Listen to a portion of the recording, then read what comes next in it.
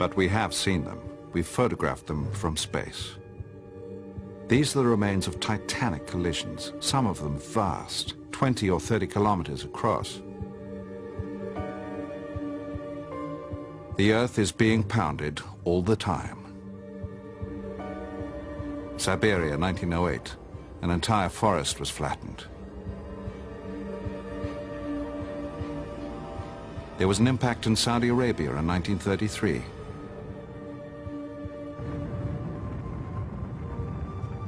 This was caught on camera in Canada in 1972. A near miss. It flew back out into space. If it had crashed on Earth, it would have exploded with more force than an atom bomb.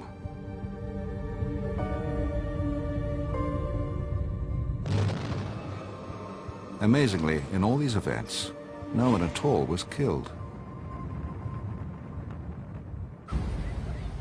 But even if an asteroid doesn't hit us, it could do something even more dangerous.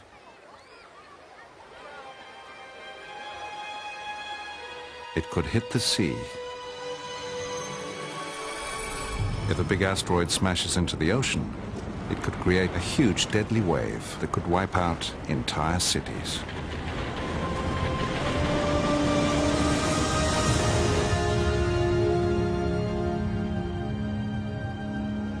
I think there's a realistic possibility that something like this could cause serious problems to human civilization sometime in the next century or two. It's not an appealing thought, but the threat is real. Whole cities could be obliterated from space.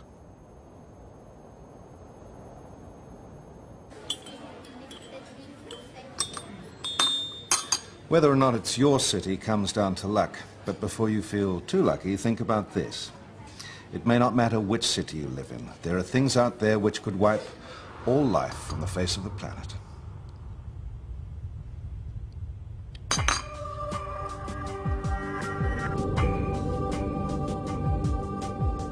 Space contains dangers that make asteroids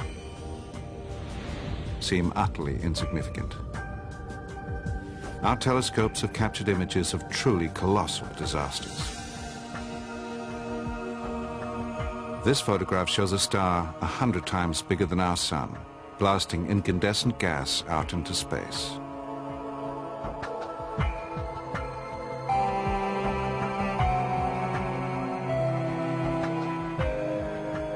And this is a black hole, spewing out jets of superhot matter at close to the speed of light. If these had been near us, there's almost no chance that we'd have survived.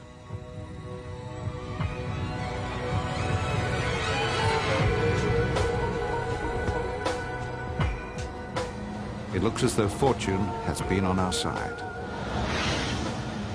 At least it has, so far. But for how much longer? Professor Mike Rampino thinks the odds for long-term survival of life on Earth could be slim. Luck probably plays a very big role in the existence of life on the planet Earth. You have to realize that the galaxy is a very violent place, and if we get unlucky, that could put an end to complex life on the planet.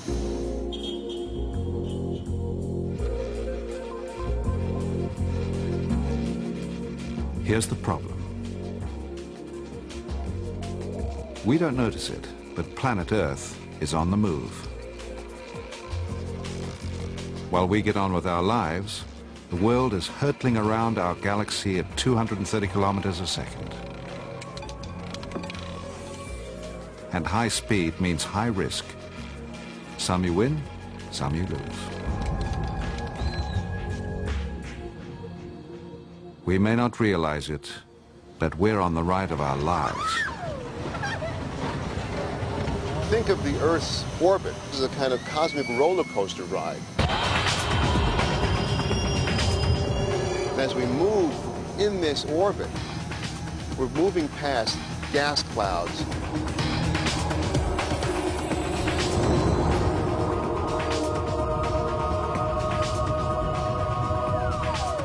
We can come close to black holes.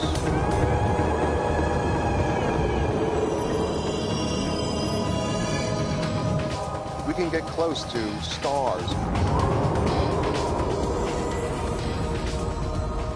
We can come close to supernova explosions. Any of these objects could cause catastrophes on the Earth.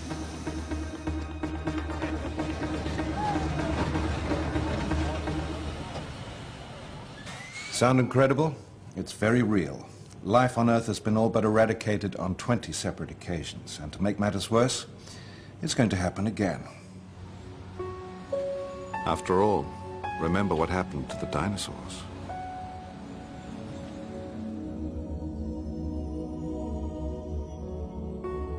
Flying through space is a dangerous business.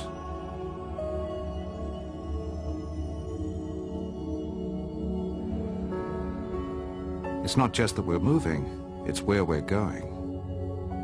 Planet Earth regularly flies through some of the most dangerous areas of the galaxy. Well, if one could speed up time and watch the orbit of the Earth through the galaxy and around the galaxy, it would look like a very, very fast carousel.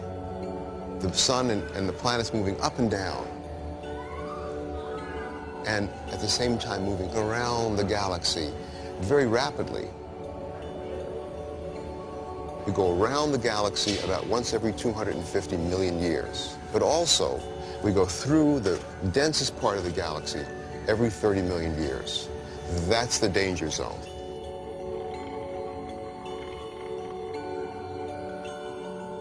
Every 30 million years, our planet Earth travels through a region heavily packed with stars.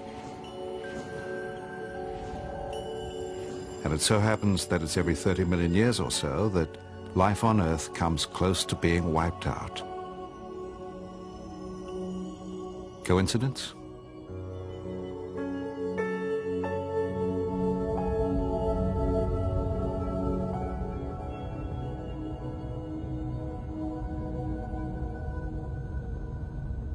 Here is our galaxy, a huge flat pancake of 400,000 million stars all whirling around.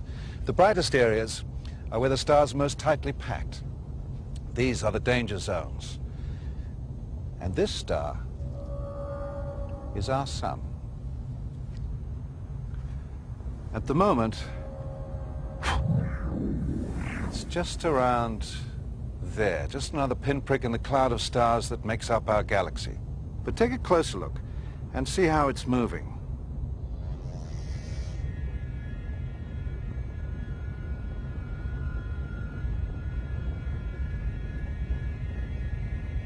It doesn't just go round and round the galaxy, it also goes up and down.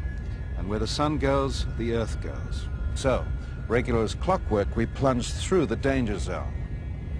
And every time we do so, the odds are stacked against us.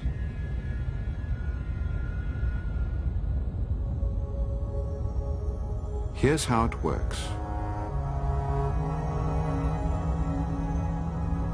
This is our sun, and each of those other dots is a star. As our sun bobs up and down through the galaxy, we're passing them by the million. And where the stars are densest, the danger is greatest.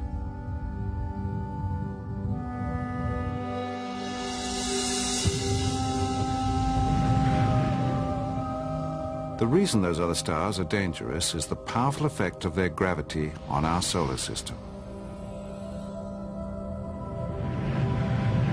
Fly outwards from the sun, away from the Earth and the other planets, and eventually you encounter these. Chunks of ice, trillions of them, a vast cloud in space. If another star comes too close, its gravity disturbs the cloud and catapults ice chunks in towards the sun. More than 10 kilometers across, traveling at 40 kilometers a second, it begins its million-year journey into the heart of our solar system. We know these huge snowballs by another name. This is a comet.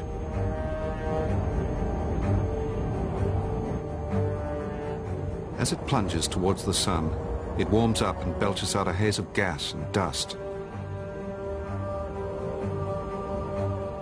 An immense cloud trails through space behind it. The comet's tail. But this comet doesn't hit the sun. It skims round it and out. It drifts past Mercury, and the planet's gravity swings it onto a new path.